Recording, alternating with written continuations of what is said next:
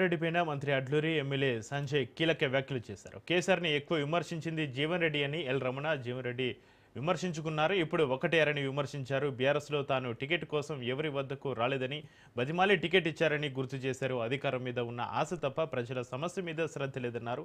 కోడిగుడ్డి మీద ఈకలు పీక నాయకులు అంటూ ఆగ్రహం వ్యక్తం చేశారు. కేటీఆర్ హరీష్ రావులు పచ్చి అబద్ధాలకు కేరాఫ్ అని విమర్శించారు.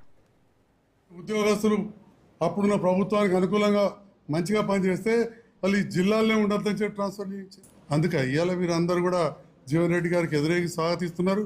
లోఫర్ అన్నందుక కేటీఆర్ గారు మేము మిమ్మల్ని గౌరవించుకున్నాం. ఎన్నడూ మాట్లాడలే, మీ దగ్గర నేను ఎన్నడూ కాఫీ తాగలే, మీ ఫామ్ హౌస్ ప్రభుత్వం వచ్చేంత వరకు నేను ఎన్నడూ వెళ్ళలే. జగిత్యాల ప్రజలకు తెలుసు తెలియదు ఈ విషయం.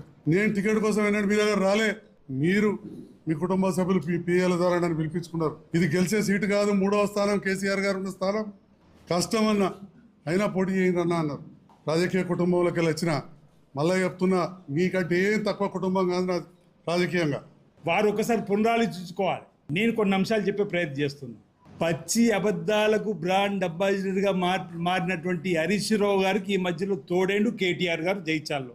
పచ్చి అబద్ధాలు, కోడిగుడ్డు మీద ఈకలు పీకే ప్రయత్నం చేసిరు జైచాల్లో తప్ప వాళ్ళు కొత్తగా మాట్లాడింది ఏం లేదు. అసెంబ్లీలో మాట్లాడినా ప్రజలు తప్పుదో పట్టించేటువంటి, బయట బహిరంగ సభలో మాట్లాడినా ప్రజలు పక్కదో పట్టించేటువంటి మాటలే తప్ప ఒక్కటి ప్రజలకు ఉపయోగపడేటువంటి ఆలోచన కాదు. వారి ఆలోచన అంతా కూడా దుర్బుద్ధితోనుంది. ఎప్పుడు అధికార పీఠంపై ఎక్కాలని, అసలు మేము ఎందుకు ఓడిపోయినామనే ఆలోచన వాళ్ళు ఇప్పటికిక్కడ చేస్తలేదు. ఓడిపోయిన 2 రోజుల నుంచే ఇక ఈ ప్రభుత్వం ఉంటుందా, కూలుద్ది కాలుద్ది, ఇక మేము ఎక్కుతాం గద్దెనెక్కాలని. వాళ్ళ యావంతా కూడా మళ్ళీ గద్దెనెక్కాలి, ప్రజాస్వామ్యం